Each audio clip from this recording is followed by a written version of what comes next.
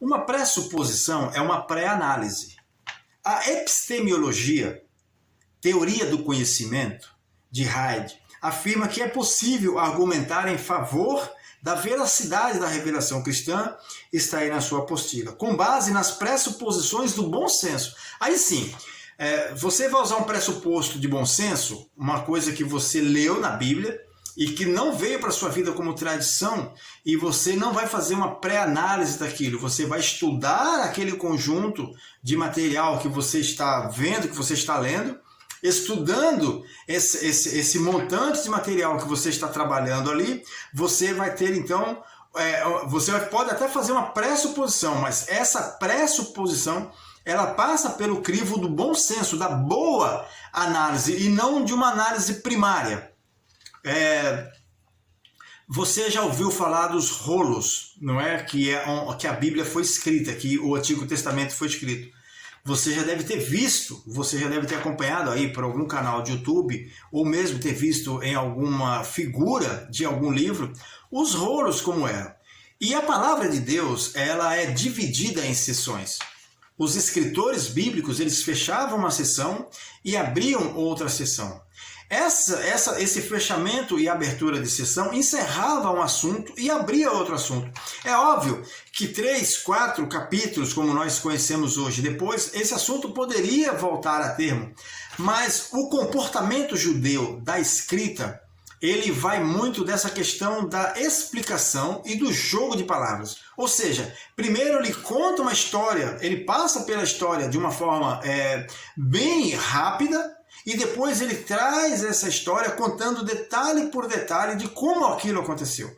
A própria criação do homem, a própria queda do homem, né? a criação, a formação do homem. Depois o próprio escritor ali de Gênesis, ele primeiro passa rápido pela criação do homem, depois ele traz como Deus criou o homem, como é que Deus formou o homem. Então esse é um conceito judaico. O conceito de escrita judaica é um conceito de jogo de palavras. É um conceito de jogo de palavras. Né? Abraão, Deus fala com Abraão lá no capítulo 12 do Gênesis, sai da tua terra. Deus poderia falar, Abraão, sai da tua terra para uma terra que eu te mostrarei. Mas não, o que Deus diz ali? Abraão, sai da tua terra, da tua parentela, para uma terra que eu te mostrarei, e eu farei de ti uma grande bênção. Abençoarei os que te abençoarem, e amaldiçoarei os que te amaldiçoarem, e em ti serão benditas todas as famílias da terra. Veja o jogo de palavras, né, que é usado aí. O jogo de palavras. Depois Deus define essa terra. Deus define em longitude e latitude essa terra. Deus define esses termos. Depois o próprio autor se encarrega de definir esses termos. Vai além de tal lugar até a fronteira com tal lugar. Então Deus, ele primeiro, a história primeiro ela é contada de uma forma intensa e depois com calma. O autor vai trazendo ali a explicação de como é que Deus formou aquilo. Então o conceito judaico de escrita, o próprio Paulo, você pega as cartas aos Romanos, você pega a primeira e segunda carta aos Coríntios, parece que Paulo, na hora que ele estava escrevendo, alguém estava copiando a carta ali para Paulo, ele estava conversando com alguém. Então Paulo vai fazendo perguntas para um grupo. Que diremos, pois, a estas coisas? Ué, que diremos? Que diremos, pois, a estas coisas? Se Deus é por nós, ele mesmo responde. Então esse jogo de palavras na questão da escrita judaica, muitas vezes precisa ser percebido por você, que é estudante de teologia. Você precisa perceber essa narrativa de jogo de palavras que é colocada na palavra de Deus, que é colocada na Bíblia, para você ler um texto rápido, e depois esse texto, lá na frente, ele vem com um teor de explicação, e aí você consegue, dentro disso aí, dentro desses textos, né, você consegue encontrar ali a linha de raciocínio do autor, onde ele começou um raciocínio e onde ele terminou um raciocínio. Existem raciocínios na Bíblia que levam 3, 4, 5, 6, 10 capítulos. Já falei aqui sobre a carta de Paulo aos Romanos, né? Paulo não sabia que um dia a carta aos Romanos seria dividida em livro, capítulo e versículo, porém ele usa uma seção inteira da carta para falar de justificação pela fé. Eu gosto muito de citar a carta aos Romanos, porque é uma carta que tem uma seção inteira falando sobre justificação pela fé, que foi ali que o próprio Martinho Lutero, lendo aquela explanação, lendo aquele todo e depois passando em revista a palavra, Martinho Lutero, ele entende essa questão da justificação pela fé sem a necessidade das obras, sem a necessidade das indulgências, da compra de perdão e coisas desse tipo. Bom senso nesse contexto é o senso comum, é aquilo que você já tem, é a razão, é a coisa que nós já temos, todos nós temos bom senso. Razão é a capacidade da mente humana que permite chegar a conclusões a partir de suposições e premissas. Jesus dá ordem aos seus discípulos para que não se ausentassem de Jerusalém até que do alto o Pai os revestisse de poder. Esse poder seria para que os discípulos tivessem a capacidade de testemunhar. É esse poder que está sobre a sua vida, é esse poder que está sobre a minha vida, é esse poder que está sobre a nossa vida. O poder de testemunhar. Poder é somente para isso. Poder é para nós testemunharmos de Cristo. Então, tivesse a capacidade de testemunhar de Cristo. Quando então chegou o tempo em que os discípulos foram realizar a tarefa, realizar tal obra, eles falaram apenas o que tinham visto e ouvido. Olha só que coisa interessante. Eles falavam diretamente para as pessoas que estavam de fora o que eles tinham visto. Eles participaram de todo o contexto da vida de Jesus e o que eles tinham ouvido. Eles não acrescentavam absolutamente nada. A gente pode pegar um ou outro apóstolo que tentou fazer uma digressão, um desvio ali, né, como Pedro, ensinando que os gentios precisavam se circuncidar, seguir a lei de Moisés para fazer parte da comunidade cristã, e isso foi rechaçado pelo próprio Paulo e pacificado lá no Concílio de Jerusalém.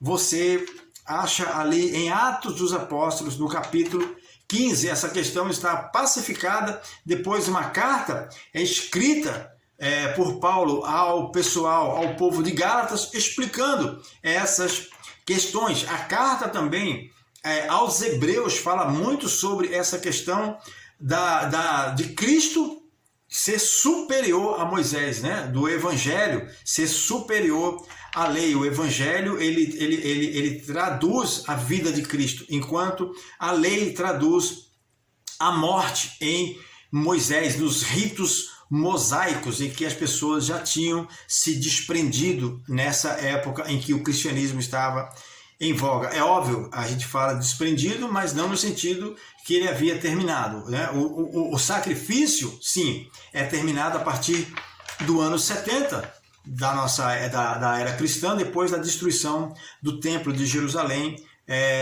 da invasão e da destruição pelo rei Tito. A questão do sacrifício mesmo, da cerimônia de sacrifício, ela teve ali o seu final. O acréscimo não favorece o apologista. Ao contrário, só cria mais barreiras para o sucesso de sua empreitada frente aos incrédulos. Quanto menos de si o ouvinte souber e mais de Cristo lhe for proclamado, mais o Espírito da graça se revelará ao perdido. A conta é simples, como disse João Batista, é necessário que ele cresça e que eu diminua. E aí eu coloquei uma frase para você embaixo aí. Pense numa roupa que você idealizou comprar. Pense numa roupa ou pense em qualquer coisa que você idealizou comprar. Você fez ali algo na sua cabeça, na sua mente, e foi comprar uma roupa, um anel, foi comprar um relógio, foi comprar um carro, foi comprar... E quando você chegou no local onde você ia comprar este carro, você ia comprar este anel, você ia comprar essa roupa, você tinha uma coisa em mente, de repente você chegou lá e se surpreendeu com algo diferente, algo que não havia passado pela sua mente. E você simplesmente diz, era isso que eu estava procurando. Uma calça, um anel, um carro, um livro, alguma coisa que você idealizou, você colocou na sua cabeça, você mentalizou essa coisa na sua cabeça, você criou um relógio de pulso bacana, com tais ponteiras, você viu, você já tinha um relógio gravado no seu coração, você foi buscar. Quando você chegou lá, você se surpreendeu com a beleza de outra peça, com a beleza de outra calça, com a beleza de outro material, com a beleza de outro carro. Você se surpreendeu com a beleza de outra peça que você havia imaginado, e você então diz, é essa que eu vou levar. O Evangelho nos capacita a isso. Muitas vezes nos é oferecido um Evangelho diferente e a gente cria uma ilusão em nossa cabeça. Mas quando você apresenta o Evangelho de uma forma simples, de uma forma bela para a pessoa se apaixona pelo Evangelho.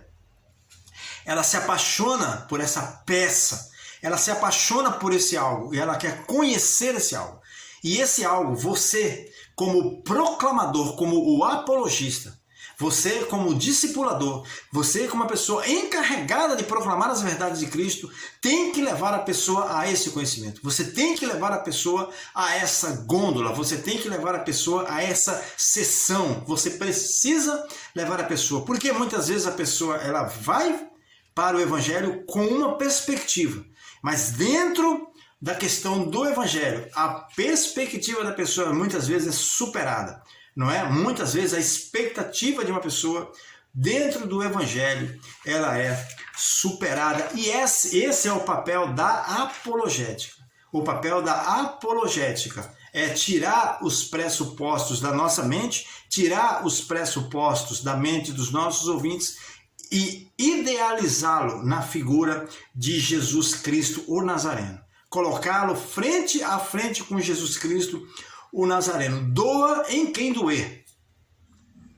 Precisam ser confrontados. As pessoas que estão do lado de fora precisam ser confrontadas com as verdades de Deus. Deus te abençoe grandemente. Eu espero que essa aula tenha feito de fato um efeito positivo na sua vida, que você agora possa se apaixonar por apologética. Eu sei que o conteúdo muitas vezes é compilado, o conteúdo muitas vezes ele é esmagado, né? Mas é assim mesmo, é dessa forma mesmo. E a boa notícia que eu tenho para dar para você é que aquele material que eu entreguei para vocês na semana passada, como forma de exercício, ele vai ser corrigido como uma prova. Eu já conversei com o pastor Samuel e ele vai ser corrigido como uma prova final. Então nós não teremos prova final. Não se assuste, não se turbe o vosso coração, amém? Aquele exercício que você fez é o exercício, ele vai valer como nota final. Eu vou corrigir aquele exercício ali durante a semana que estamos adentrando. E você que não fez o exercício, está assistindo, e você que não fez e sabe que precisa fazer, faça o exercício, me entregue esse exercício, tá? Eu vou dar para você mais um tempo, como se eu tivesse dado esse exercício para você como uma aula. É óbvio que aqueles que entregarem o exercício depois vão ter um prazo menor para entregar. Então, entregue o exercício, eu vou deixar lá no grupo uma data específica para você. Eu acho que quem já me pediu no privado já tem essa data, tá bom? Dei uma data boa para aqueles que entregaram primeiro, mas eu não quero deixar, verdadeiramente, não quero ser injusto aqui e deixar ninguém de fora. Como eu conversei com o pastor Samuel na terça-feira e ele permitiu que aquele material ali fosse usado como uma prova final, então fica sendo uma prova final para todos vocês. Essa era a boa notícia que eu tinha colocado lá no grupo durante a semana e muitos de vocês ficaram assustados. Não vos assusteis, amados. Deus abençoe você grandemente. Eu agradeço de coração o seu tempo, agradeço de coração a sua paciência e agradeço de coração, tá? Todo o tipo de oração que você fizer por esse professor, porque verdadeiramente o caminho que a gente entrou aí é um caminho único, é um caminho estreito. O caminho do ensino é um caminho estreito, mas é um caminho que eu vou dizer para você, é recompensador.